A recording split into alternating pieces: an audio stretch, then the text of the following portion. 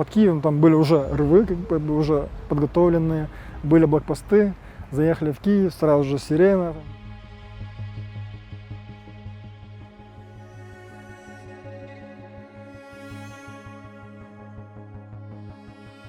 Я на самом деле не верил. Я относился скептически, никто не верил реально.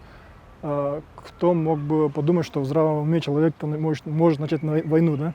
В современном мире. Утром проснулись, я был в шоке, там, типа, говорят, бомбили, там, ракеты, там, да.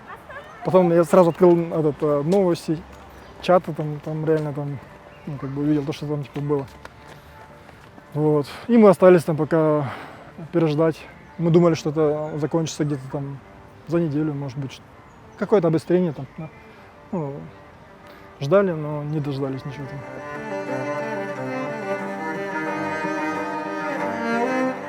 Наши основные там диаспора, киргизы, которые там работают, учатся, они собрали там автобус, получается, и посольство наше отправило там в Венгрию.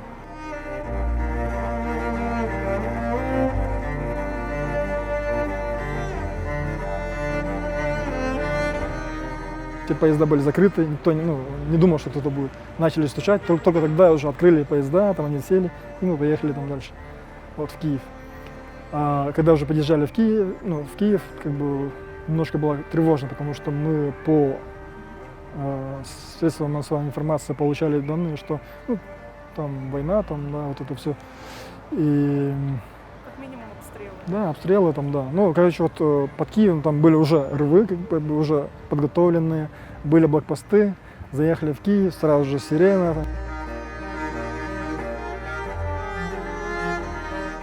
Но когда я приехал домой, там люди живут, они не поехали, то есть это в основном местные бабушки, дедушки, там, которые, возможно, им сложно выехать куда-то.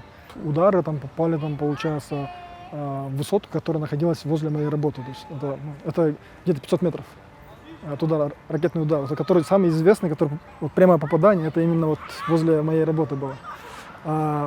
Возле нас первый же день, наверное, там это попал, ПВО сбили ракету, и она попала, получается, в дом, который находился где-то километр от моего дома, где я жил. Потом я услышал еще там, когда я уже уехал, где-то через пару дней, там какой-то еще попал взрыв возле тоже какой-то садик или там, который находился рядом с нами. Ну, я спрашивал, что у моего соседа выбили окна, так как моя квартира смотрела в другую сторону, мне было все нормально.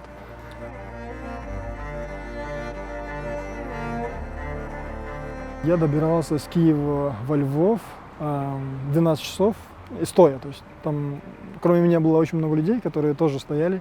В основном в вагонах были это бабушки, дедушки, женщины, дети, и молодые люди тоже, но их очень мало было. Я рассказывал своим знакомым, что я стоял 12 часов в поезде, да, чтобы добраться до Львова. Они потом сказали, это еще там типа цветочки, они стояли 30 часов, чтобы добраться до Польши. Потом невозможно пройти там в кассу, потому что люди там спят, там ночуют, там, да, вот, ждут поезд, ждут эвакуацию.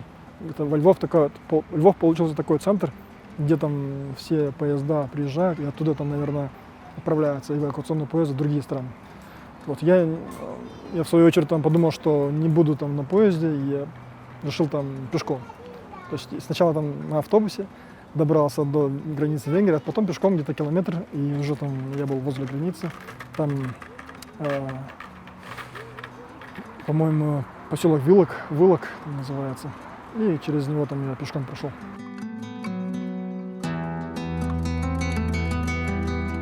Евросоюз сейчас предоставляет зеленый коридор беженцам, которые не имеют гражданства украинского, да, они могут заехать и в течение 15 суток должны выехать. То есть рекомендуется даже чуть раньше.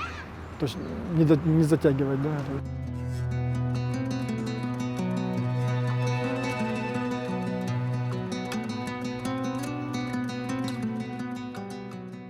Друзья, там, работа.